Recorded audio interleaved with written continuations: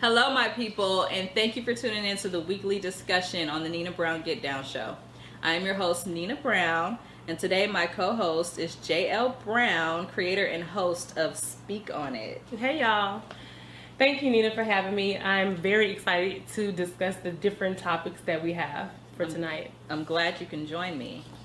So, due to the recent conflicts regarding innocent black civilians, we feel it's only appropriate to discuss the alarming amount of issues currently dividing our society. So let's get right into it. So I'll just keep it real. One of the things that is really bothering me is all of these complainers of protesters.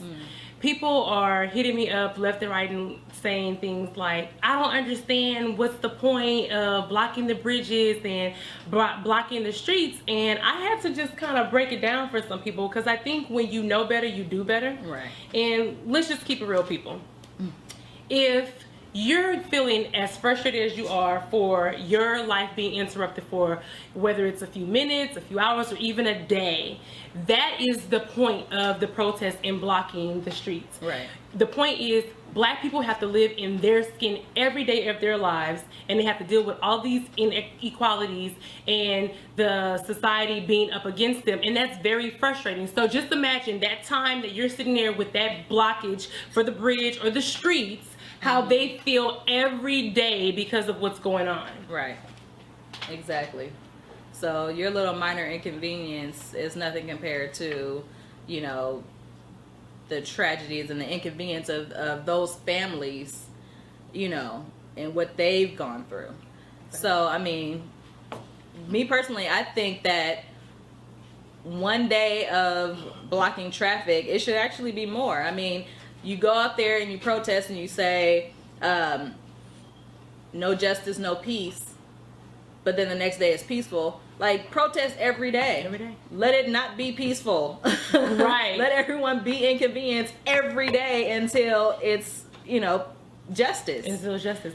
So, and it's weird that you say that, because I kind of readopted the no N-O for K-N-O-W, because it's no justice, know what people are going for, and then we will know peace. Because eventually, when everybody is all on one accord with knowing what is at hand and understanding the struggle, then yeah, then we'll know peace as well. exactly. Exactly. That was a good point. Thank you. So, moving along with knowing justice and knowing peace. I don't know about you, but this whole propaganda with the social media, with Black Lives Matter versus All Lives Matter versus now Blue Lives Matter. Right. Oh my God. I think that, you know, the misunderstanding of Black Lives Matter and people seeing this invisible only in front of Black Lives Matter. It doesn't say hashtag only Black Lives Matter. It does not. It just does says not. Black Lives Matter. And you know, and what burns me more so is the people say, well, all lives matter. I'm sorry, honey. I'm sorry. If Black lives are not included in the all lives, then all lives do not matter. All lives won't matter until Black lives start mattering. Yes. And that's the whole point. That's the point. Because everyone else already matters. We know that already. That's why it doesn't say all lives matter. We know everyone else matters. They're not the ones getting killed every day. No. Black lives are the ones that's being lost every day at the hands of the people that's supposed to be protecting and serving. Right. You know what I mean? So the whole point of Black Lives Matter is saying we matter too. Right. We matter just as much as everyone else. So I don't know where the misconception is and why people get it twisted, thinking that it's just only Black lives. Well, what about us? We matter too. You've been mattering. Most definitely. You guys don't have the problem. No. We do. No. So, you know, all it's saying is we matter too. Our lives are just as valuable as everyone else's. And that's basically all it boils down to. It's nothing more than that. It's not a hate debate group. It's not a, what are they calling it now? The terrorists. There is a new terrorist movement. And I'm like, are you kidding me? A terrorist movement? So if that's the case, now hear me out. If Black Lives Matter is a terrorist movement, and people who are proclaiming that all lives matter then jumps on the Blue Lives Matter movement, Right. I hear hypocrisy there. Right. I'm sorry. Now all of a sudden Blue Lives Matter hashtag is perfectly It's fine. No one's saying, well, why just blue lives? Well, what about all lives? Oh no, but it's a problem when you say Black lives. So that's the problem. So it sounds like the deciding factor of the issue is the black in the mattering of lives. Right. And that's always the issue, and that's why it's a problem. Right. So, you know. I think that I think the misconception, though, for the people not knowing really why Black Lives Matter, the movement, even exists. And I think, well, again, if you know better, you do better. And right. It all came back when Zimmerman was acquitted for the killing of Trayvon Martin. Right. And it was like, okay, oh my God. You mean to tell me you have all of this evidence that shows that this innocent black boy lost his life and this man gets to walk away, right. God forbid. Oh, and let's not even talk about how he gets to put the weapon that he killed him with up for auction, and people, I mean, seriously. So that lets you know that right now, today, as we're speaking, Black lives are not mattering. Right. Hence, all lives are not mattering. Right. So you have to know the reason behind it. It's only because black people at the end of the day want to feel equality. They want right. acceptance. They want to be treated as, you know, as everybody else, as their neighbor who is not of, you know, black skin color. Once that happens, we're good. We're happy. No justice, no peace. Exactly. It's all good. All good. So, yeah. Some of the topics that I also wanted to bring up, Nina, was statistics within the black community. Did you know that at least 14 unarmed black people were killed by the hands of police officers last year? And that's, people not 14, but only one person was convicted. See, 14. That's not including, that was last year. We know that there were just 2 just recently, and we don't know what the outcome of that's going to be. And so, hence another reason, Black Lives Matter. We want you to know this is not okay. It is not okay that black people are losing their lives at a unimaginable rate and people are looking the other way. Exactly. Would you look the other way if it was your child? Exactly. Would you look the other way if it was your sister? I wouldn't. I mean, let's just keep it real. And then the new hashtag of modern day lynching or modern day slavery. Can you blame the people? I think not, because there are more blacks under correctional control today, whether that be prison, jail, or on parole, than were enslaved in 1850. That was a decade before the Civil Rights Movement. And we have people celebrating the 4th of July when at the end of the day, 50 to 100 years prior to that, black people were still on plantations. Black Lives Matter. Exactly. So yeah, it is modern day slavery with, you know, the criminal justice system being the way that it is, and how many are the amount that is incarcerated over any other nationality. That's, I mean, that says it right there. You know what I mean? So, I mean, either way, they want to get free labor out of black people, right. One way or another. One way or another. They was doing it during slavery. Now this is a way of doing it, and you know that's why the numbers are what they are, and numbers don't lie. So, no. And on that point, that's why it is also important to be involved in voting, not just the primary elections, but voting city council and everything else, because you have the power to change how the criminal justice system works and the way that they have to go about holding their officers accountable for their actions. Right. You know what I mean? If you vote against the way that they're doing things now, you can change that. Right. You know what I mean? So, you know, we have to change the way the criminal justice system works and hold police officers accountable, because right now they're doing whatever. Right. You know, they're a gang. You know what I mean? They're considered a gang to people. People can't even feel safe, you know what I mean, calling the police like they should. You know, they feel like the police is a gang. So, and that's not how you should feel. No, really. Like, I don't know about you, but I've been using this example for me, driving in the car with my black sons, and a siren come on, and my armpits literally like it's funny, but it's not funny. My armpits literally gets wet because I'm terrified on the fact that, oh my goodness, are they pulling me over? And if they're pulling me over, what for, and what the outcome is going to be? Is my children going to have to experience something, you know, that's unfair and unjust? And Right. I'm sorry, but I don't want to feel like I have to be cautious because I'm driving while black. Like, seriously? Right. Let's keep it real. And then I want to piggyback off of something that you said about voting. Voting is definitely important in order for us to practice our rights.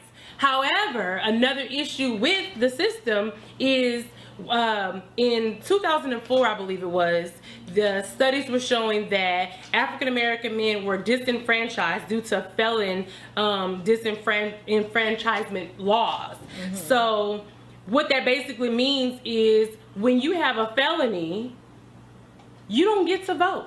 That's why they're quick to give Exactly. felonies. And this is why we have to educate our people, our men, our women on, you know, how to be quote unquote good law abiding citizens.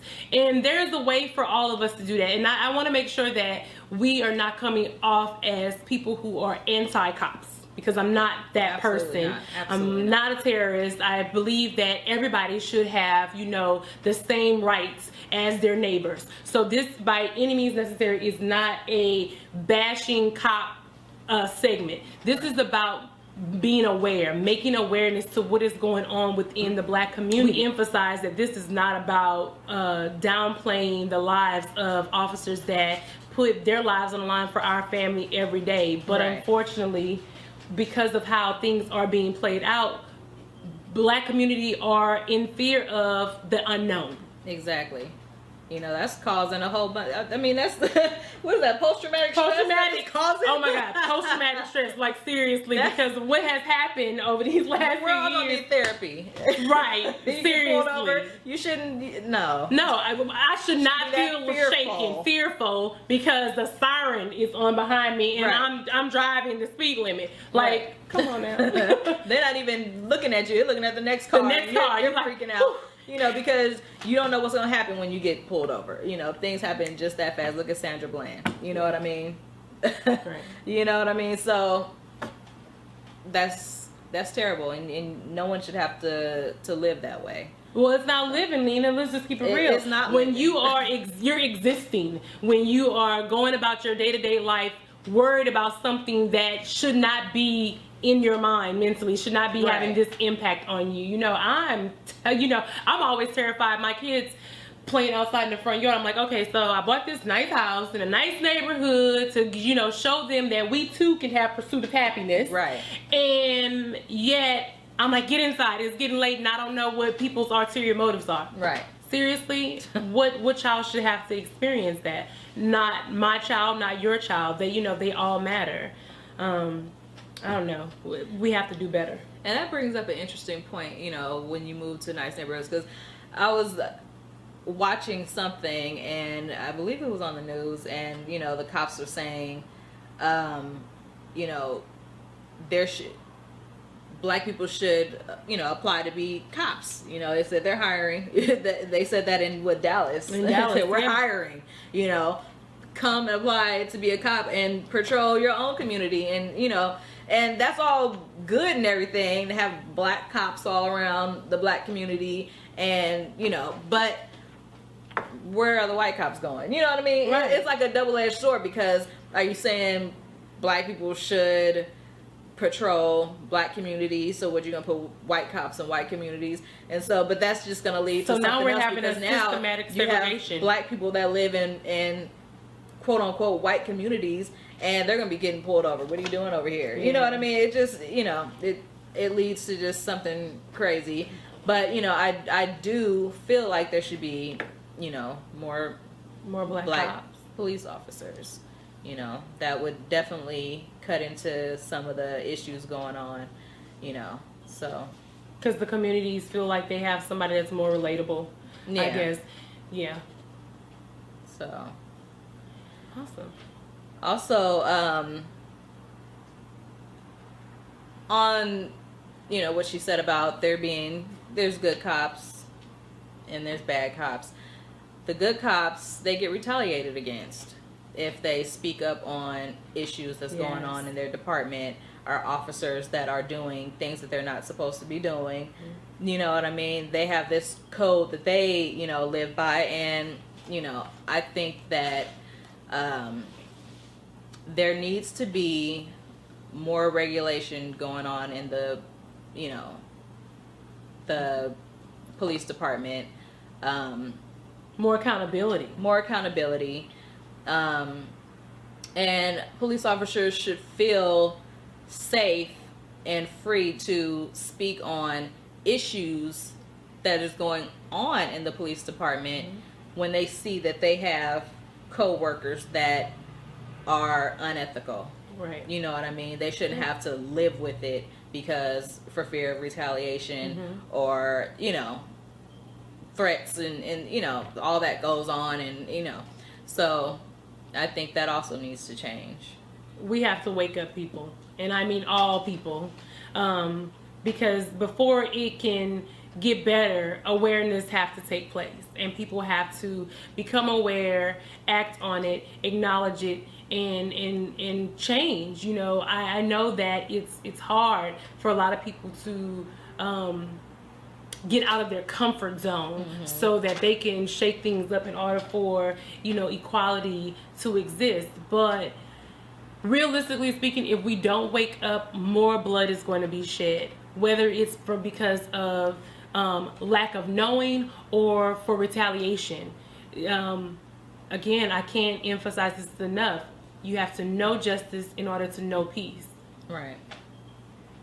And another topic that concerns me, lastly, is when something happens and they post a picture of the victim, the black victim, why is it always a mugshot? Right. It's always a mugshot. But when it's someone that's not black, it's a family picture, or right. Nice, school graduation, something nice wholesome picture to give you, you know, so you can start sympathizing with them and whatnot. But when it's a black person, it's always a mug shot or the worst possible Facebook picture that you can find. And I'm like, I know that makes them look like a thug. Yeah, it's awful. Like, you know, again, just justice. Just treat us with equality. Treat us with the same respect you're treating everybody else. Because I know black people like to take pictures. I'm sorry. Right. We do. We got selfies galore. So I'm pretty sure in that Facebook, you know, there was a decent picture. Decent. Because not only that, also, but then they also want to dig into their background and right. pull up how they stole a candy bar back in the 6th grade. Like, right. Like, what does that have to do with it? Where is the validity? Nah, there's no meaning. Meaning that you're trying too hard. You're trying to, America. Yeah. Let's get real. Them. You want America to not feel sorry for him. Like, well, right. you know, he was a bad person anyway. Or, right. Or, you know what I mean? Look at his history, and let's not get it twisted. All saints got a past and all sinners have a future. And at the end of the day, these officers did not know what that person's background was prior to them shooting and killing them in cold blood. Right. So I don't really care, you know, what they did, because that's not what led up to the injustice shooting and killing of them. Right. So let's do better. We got to do better. So on that note, on behalf of the innocent black civilians and the Dallas police officers and all their families and friends, we'd like to take a moment of silence. I'd like to thank you guys for tuning in to the Nina Brown Get Down's weekly discussion. And be sure to subscribe to JL Brown's YouTube channel, Speak On It, where they focus on the good, the bad, and the awkward family discussions. Thank you for joining me. Thank you for having me. It's been such a pleasure. Peace, love, and happiness. Right, and thank you guys for tuning in, and be sure to subscribe. I'll see you guys on the next episode of the Nina Brown Get Down Show. Peace.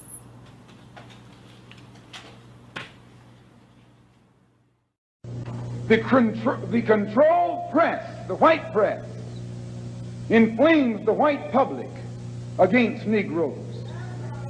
The police are able to use it to paint the Negro community as a criminal element. The police are able to use the press to make the white public think that 90% or 99% of the Negroes in the Negro community are criminals. And once the white public is convinced that most of the Negro community is a criminal element, then this automatically paves the way for the police to move into the Negro community, exercising Gestapo tactics, stopping any black man who is on the sidewalk, whether he is guilty or whether he is innocent, whether he is